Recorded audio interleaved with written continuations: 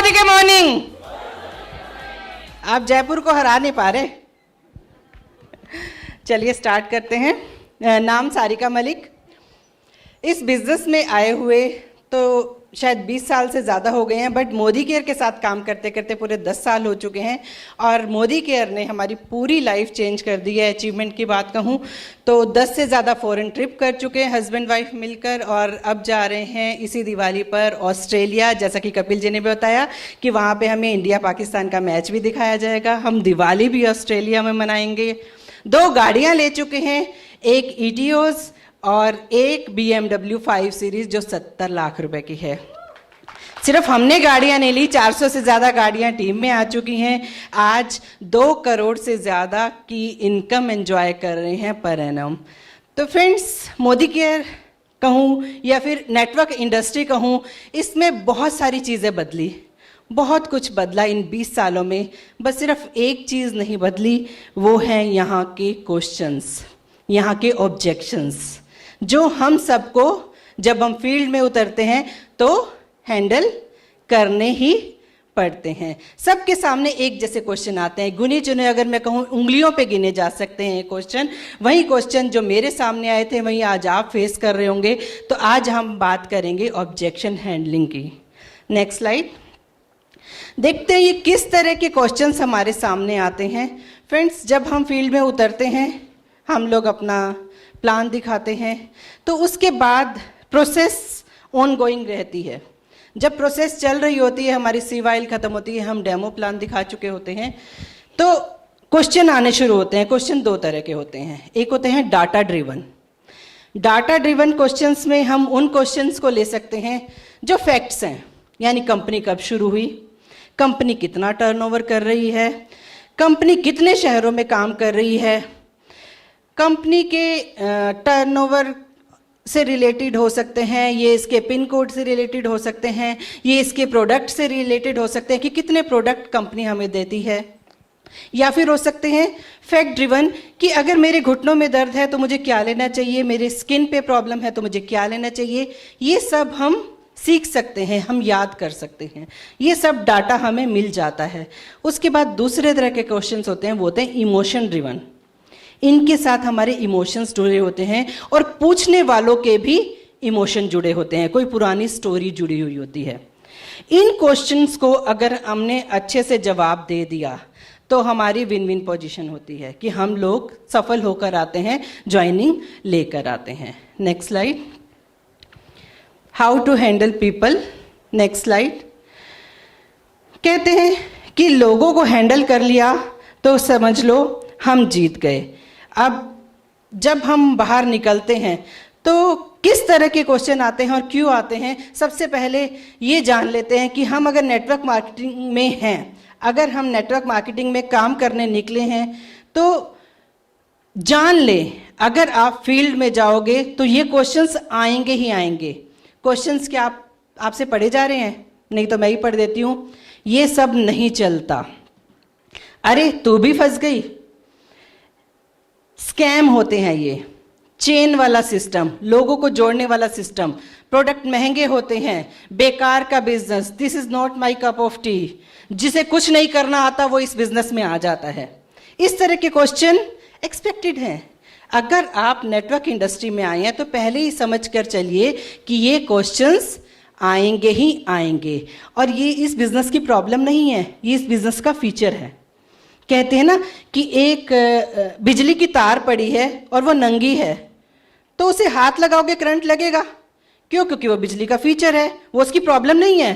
Current तो उसमें दौड़ेगा दौड़ेगा। अगर आप गर्म बर्तन को हाथ लगाते हैं तो हाथ जलेगा जलेगा, वो उसकी प्रॉब्लम नहीं है, फीचर है। इसके लिए क्या करना पड़ता है?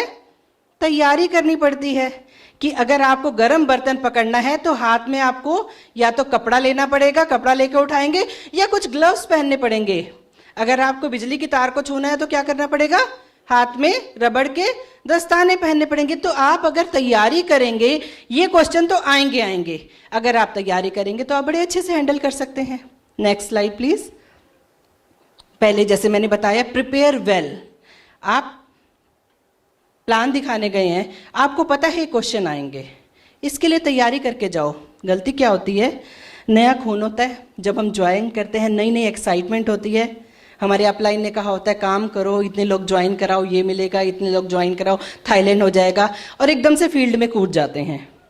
अब फील्ड में कूद गए, हमें पता ही नहीं ये इसका फीचर है, हमें पता ही नहीं, इतने सारे क्वेश्चंस आएंगे, इतने सारे एलिगेशन भी लगेंगे कि तुम चोर होते हो, तुम पैसा लेके भाग जाते हो, तुम्हारे प्रोडक्ट ऐसे होते हैं, कंपनियां भाग जाती है, हमें कुछ नहीं पता होता। और हम बिना प्रिपेयर किए हम कूद गए, समझ लो एक तरह से आग में।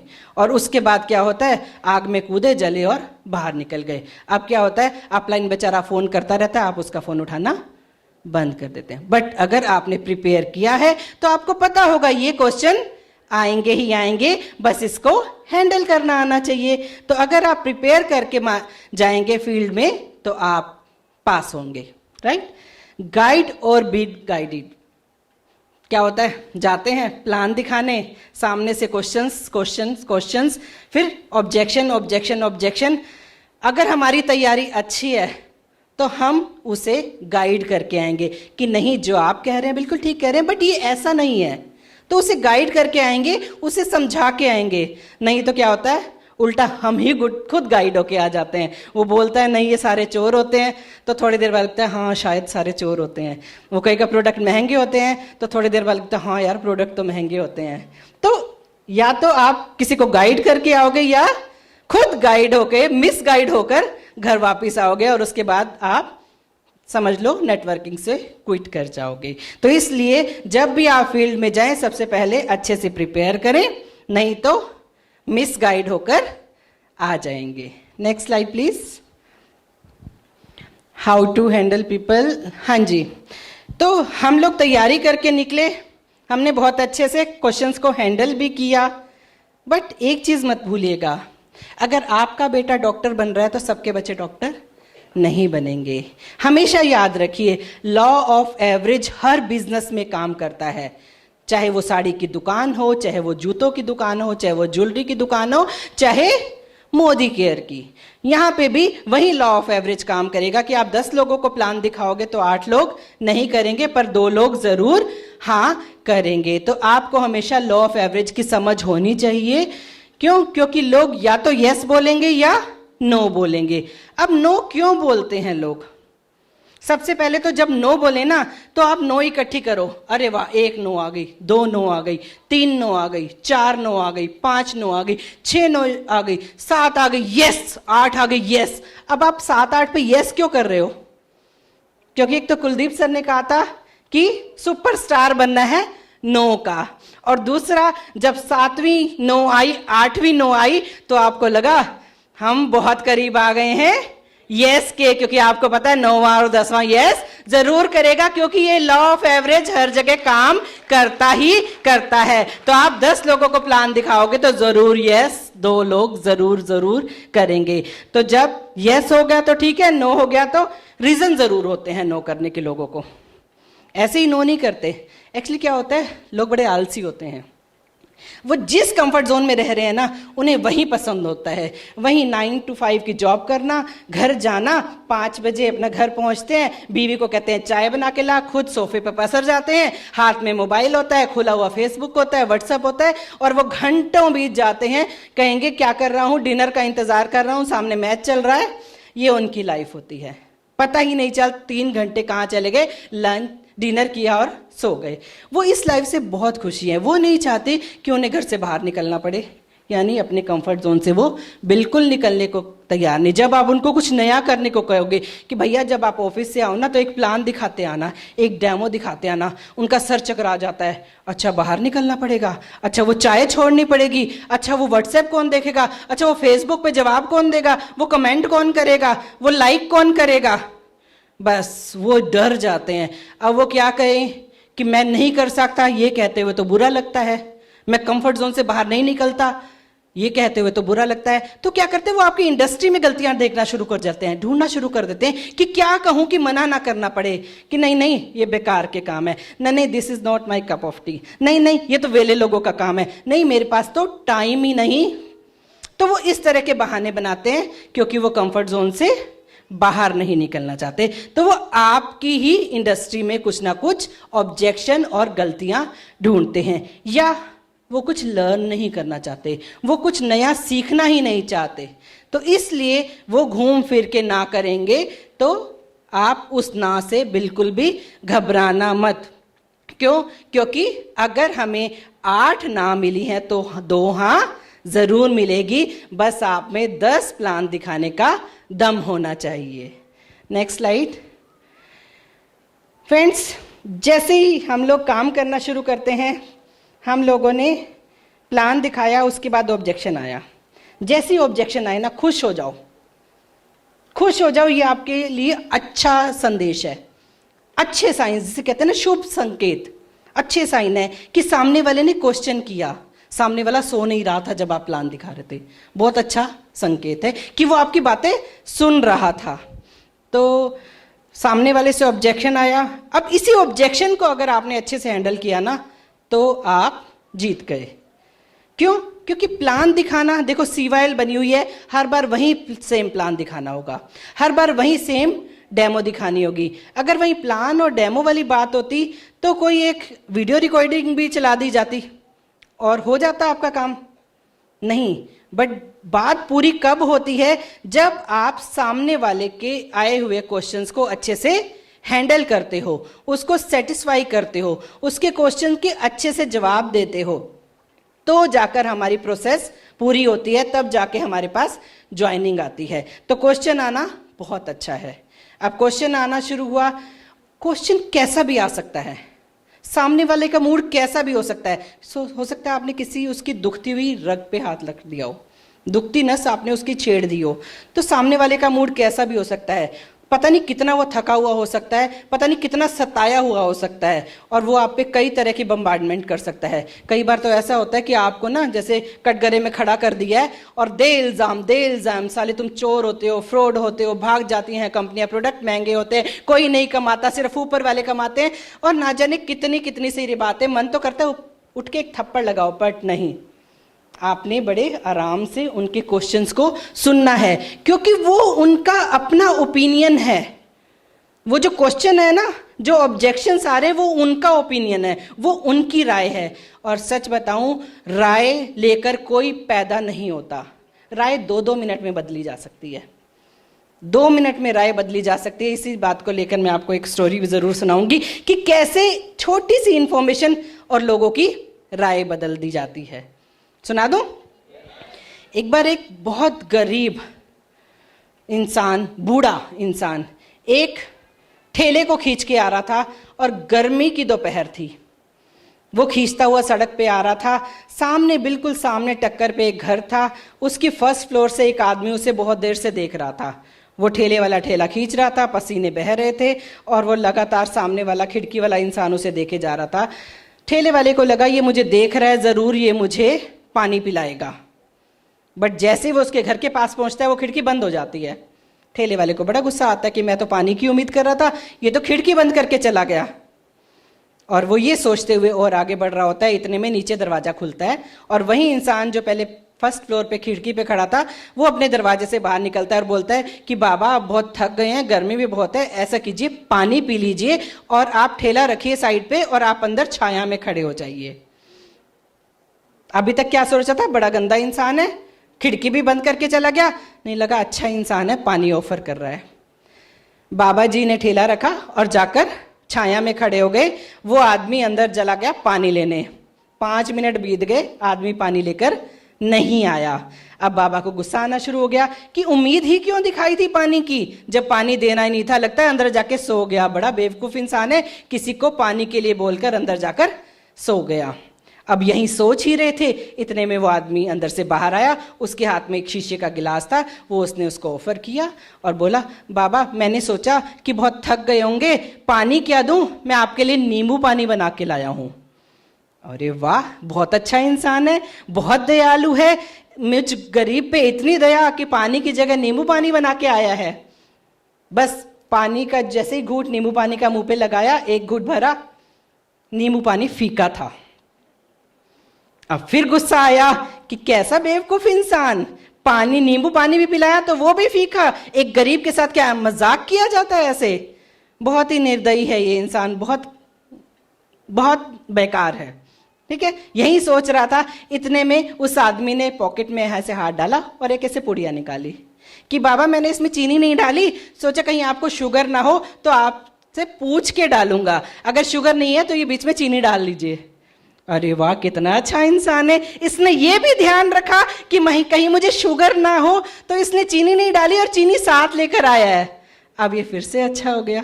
तो आप देखिए कि एक ही इंसान के बारे में 2 मिनट में, चुटकियों में कहते हैं ना, चुटकी बजाते बजाते ओपिनियन कैसे चेंज हुई।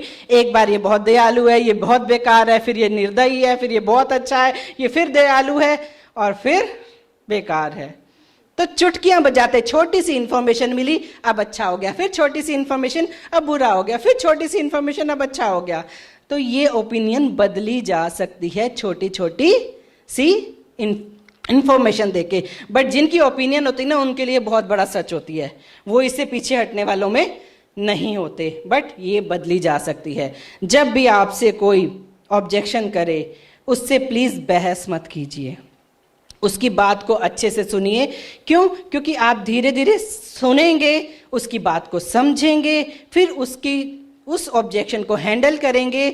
आप उस इंसान को से किसी तरह के ना बहसबाजी जीतने नहीं जा रहे, बहस में पड़ना ही नहीं, बहसबाजी जीतने नहीं जा रहे। हो सकता है आप उससे बहस करके जीत भी जाएं, बट वो इंसान हमेशा के लिए आपसे कट जाएगा, छूट जाएगा।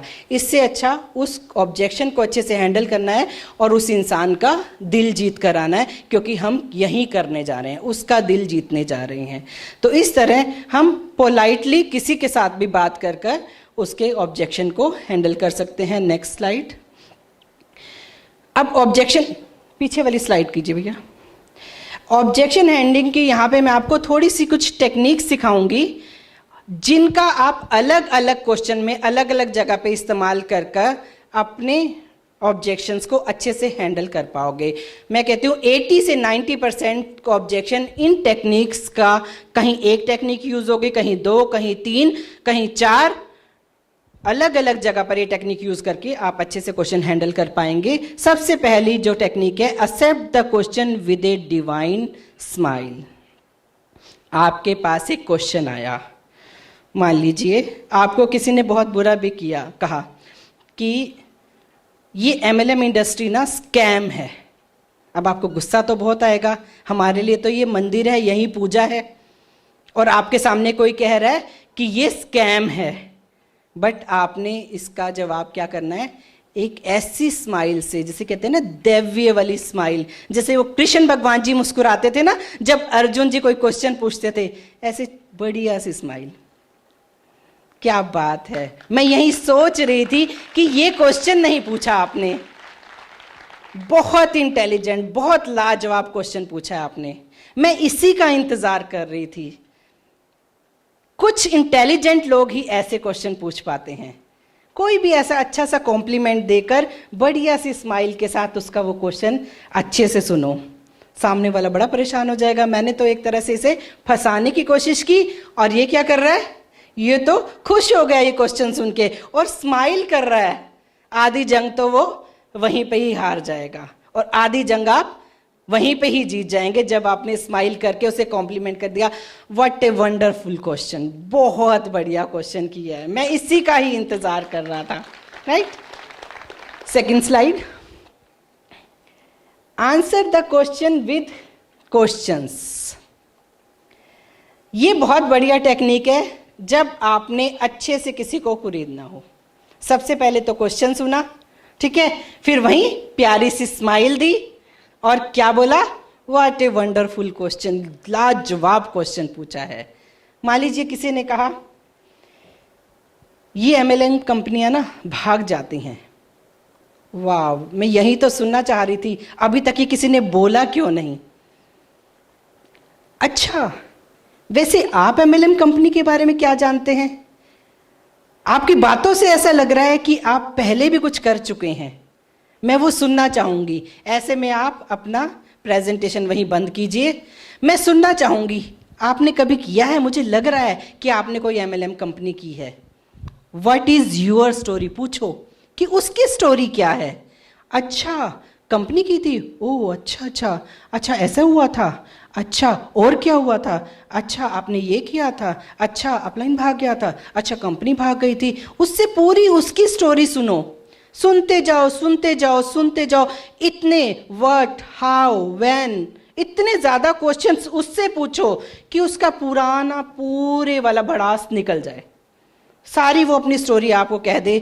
अब वो ए व्हाट, व्हेन, व्हाई, हाउ करते करते आपको समझ आ जाएगा कि वास्तव में उसका मेन ऑब्जेक्शन क्या है, कि वो क्यों नहीं करना चाहता। जो अच्छे नेटवर्कर होते हैं ना, वो हमेशा ऑब्जेक्शन में से मेन ऑब्जेक्शन निकालने की कोशिश करते हैं। समझ रहे हैं आप मेरी बात?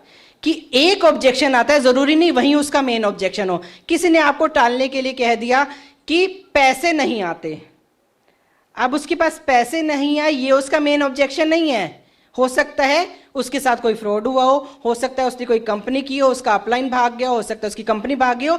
तो व्हेन, व्हाई, कैसे, हाउ, पूछ पूछ के आप उसी से ही निकलवा दो कि उसने क्या क्या किया और क्या वजह रही उसके फेल होने की। जब वो आपको बताएगा ना, तो वहीं से ही निकल के आएगा कि शायद पहले वाली कंपनी में उसने कोई सिस्टम ही ज्वाइन ना किया हो, उसने कोई मीटिंग ही ना की हो, उसने काम ही ना किया हो। और उन्हीं की बातों से जब आप पूछते जाएंगे, अच्छा आप मीटिंग्स पे गए थे? वो कहेगा नहीं।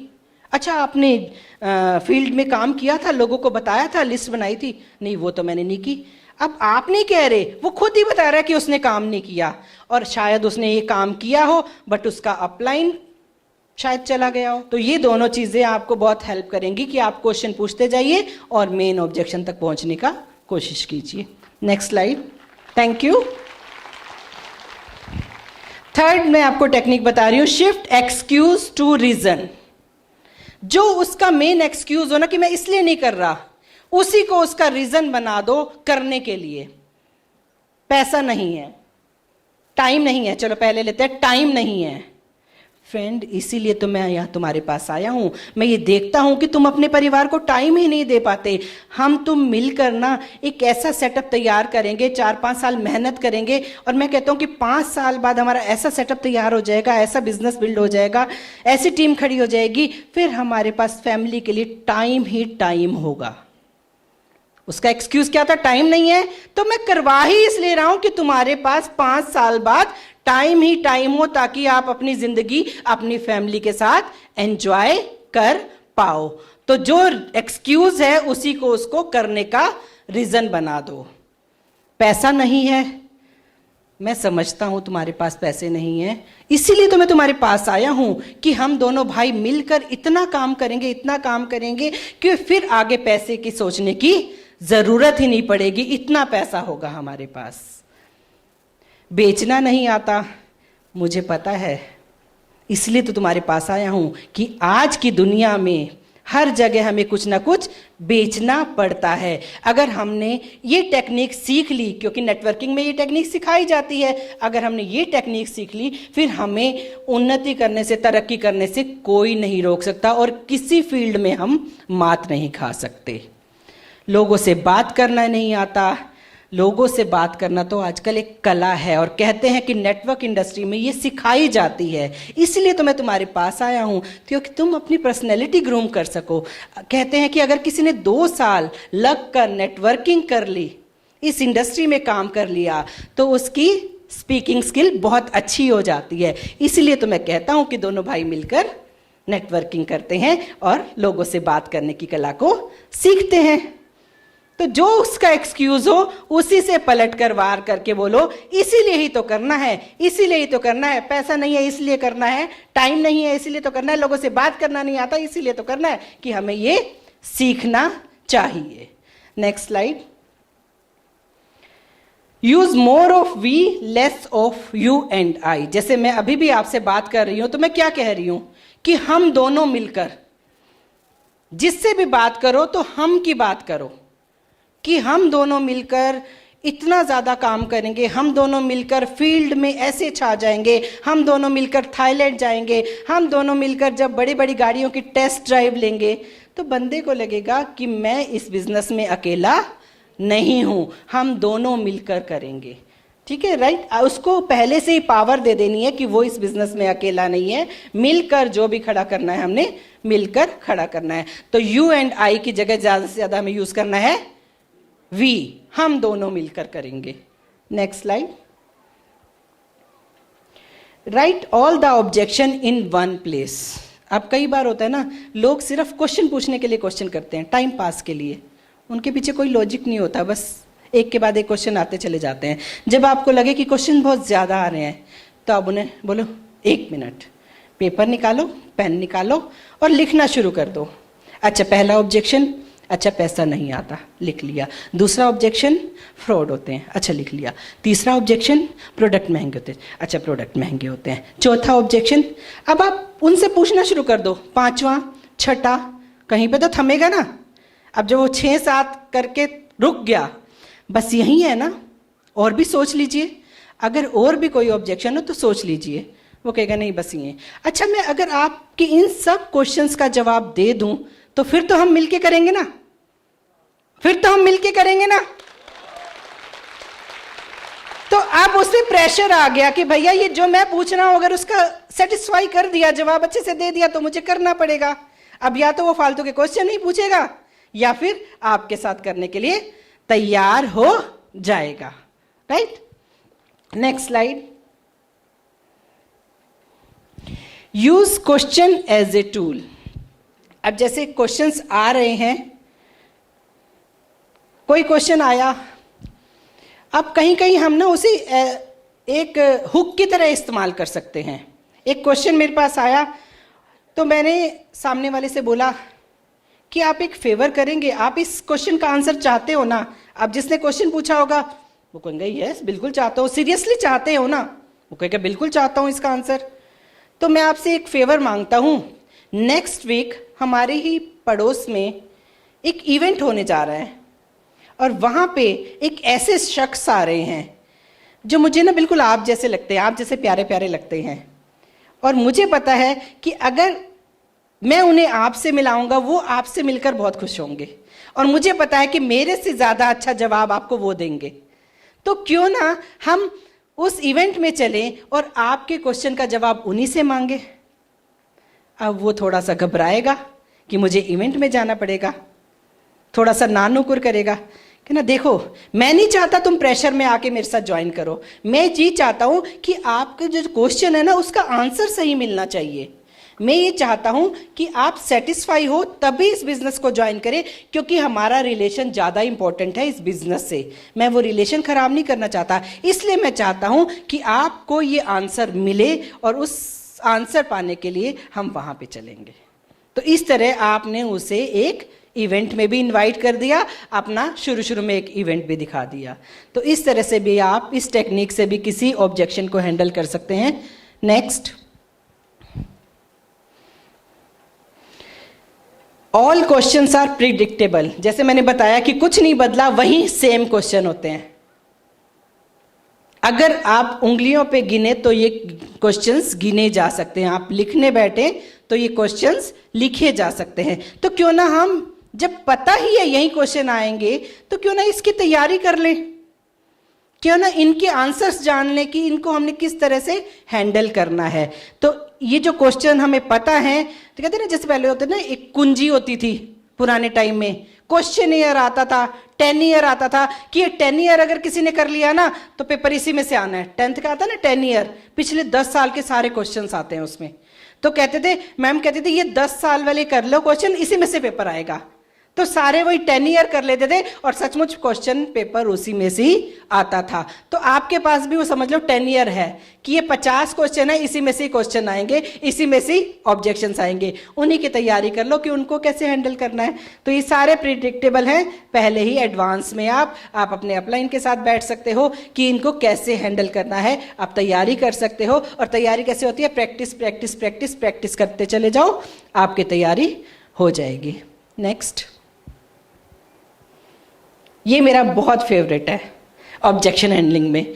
अगर कोई ऑब्जेक्शन आता है, किस तरह के ऑब्जेक्शन आते हैं नेक्स्ट स्लाइड में देखते हैं। हमने उसे अगर के साथ हैंडल करना है। Next slide.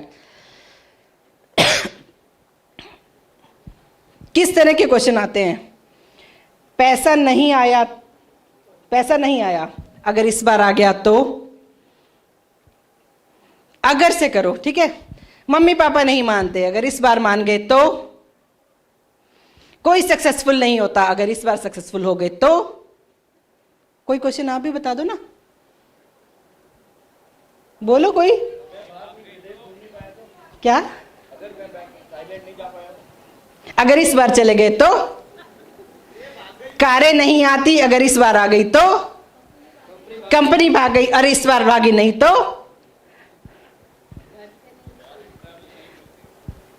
बाहर ट्रेवल नहीं और इस बार मिल गया तो?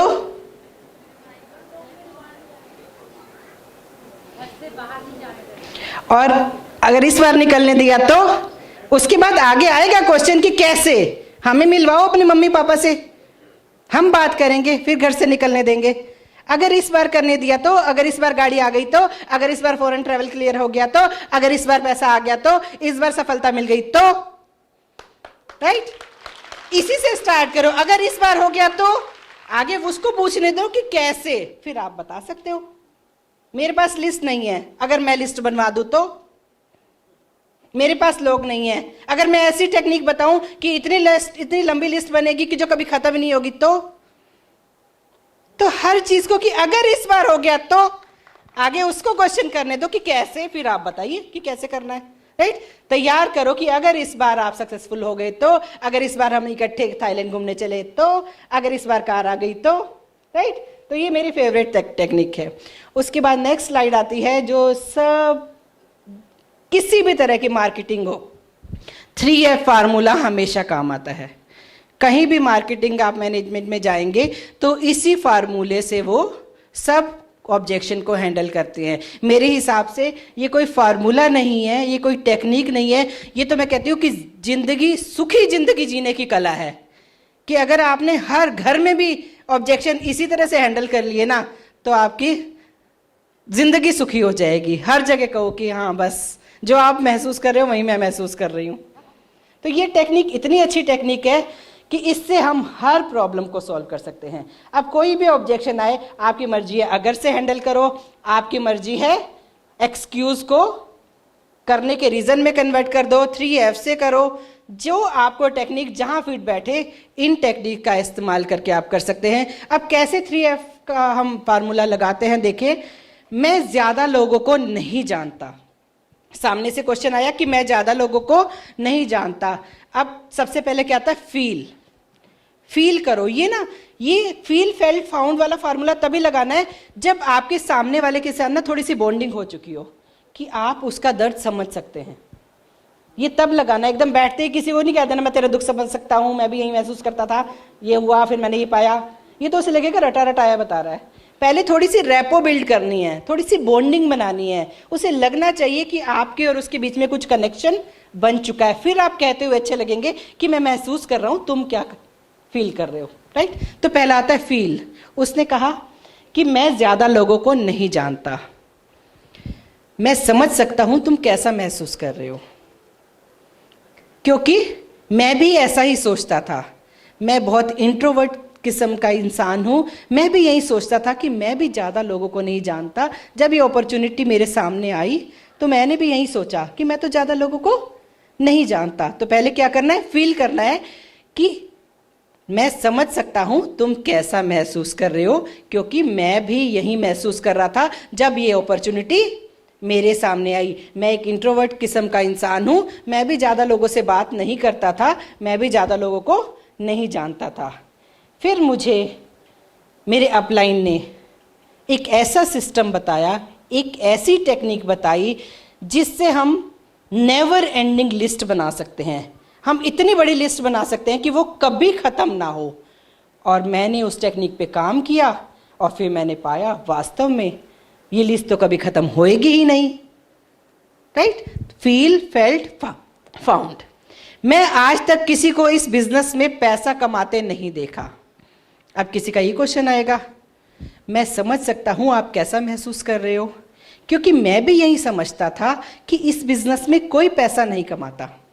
फील फेल्ट हो गया कि मैं समझ सकता हूं आप कैसा महसूस कर रहे हो, मैं भी यही महसूस करता था जब मैंने ये बिजनेस देखा था।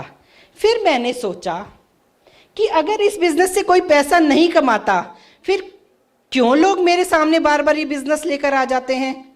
फिर क्यों मैं इन अचीवर को देखता हूं? फिर क्यों फेसबुक पे ये छाए रहते हैं? कोई कहता है मैंने कार ले ली, कोई कहता है मैं थाईलैंड जा रहा हूं। फिर क्यों ये अभी तक बंद क्यों नहीं हो गई ये सारे बिजनेस? क्यों ये कंपनियां अभी तक चल रही हैं?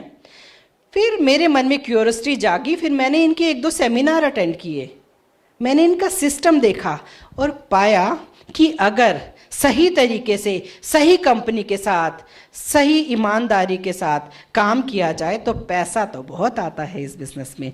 दी इंडस्ट्री बहुत पावरफुल इंडस्ट्री है, हम इससे खूब पैसा बना सकते हैं। तभी इतने सारे कार अचीवर दिखाई देते हैं, तभी इतने सारे लोग फॉरेन जाते हैं, राइट? फील फेल फाउंड से आप कर सकते हैं। प्रोडक्ट महंगे हैं, मैं समझ सकती हूँ आप कैसा महसूस कर रहे हैं, क्योंकि मुझे भी यही लगता था कि प्रोडक्ट महंगे हैं। फिर जब मैंने देखा, मैं समझा कि प्रोडक्ट के साथ साथ हमें 100% सेटिस्फेक्शन गारंटी मिलती है, रीपरचेज ऑफर मिलती है, लॉयल्टी मिलती है, चेक मिलते हैं, फॉरेन ट्रिप्स मिलते हैं, और पाया कि ये प्रोडक्ट तो बहुत सस्ते हैं। तो उसकी फीलिंग के साथ साथ आगे जाना है और फिर बताना है कि आपने क्या रिसर्च की और उससे क्या पाया। तो 3F फार्मूला हर जगह काम करेगा। मैं सोच कर जवाब दूंगा। ऐसे लोग बहुत कहते हैं, आपसे बड़े अच्छे अच्छे से सुनेंगे, सब कुछ बहुत होंगे, कोई ऑब्जेक्शन ही नहीं करेंगे, और जब आप पूछेंगे कि अच्छा फॉर्म करूं, नहीं नहीं सोच के बताऊंगा, ऐसे करके हाथ जोड़ देंगे, नहीं नहीं मैं आपको सोच के बता दूंगा। आपके पास कोई जवाब ही नहीं होगा, राइट? आप सोच के बताऊंगा कि आप कैसे 3F फार्मूले से जवाब दे सकते हो। मैं समझ सकता हूं कि आप कैसा फील कर रहे हैं, क्योंकि यही मुझे महसूस हुआ था जब मुझे अपॉर्चुनिटी दिखाई गई थी। मैंने भी यही सोचा था कि सोच के जवाब दूंगा। फिर सोचा कि क्या सोचूंगा, फिर सोचा कि क्या सोचूंगा, या तो 3,000 बचा लूं और इस अपॉर्चुनिटी को जाने दूं, या 3,000 लगा के अपनी दुकान बदलूं और एक बार अपनी किस्मत को आजमा लूं।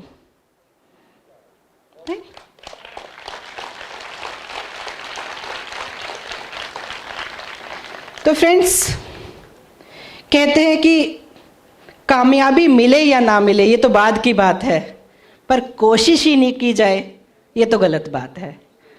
तो इसलिए ज़्यादा सोचने में समय नहीं गंवाना चाहिए। अपॉर्चुनिटी सामने आए, समझो और काम करना शुरू करो, क्योंकि यहाँ सफलता अपार है। आप देख रहे हैं, लोग फॉरेन जा रहे हैं, लोग खूब कमा रहे हैं, लोग गाड़ियाँ ले रहे हैं, लोग अपनी ज़िंदगी बदल रहे हैं। आप भी उनमें से हो सकते हैं। जैसे लिखा था ना, वाई मी, तो आप भी यहाँ पर हो सकते हैं। Thank you so much.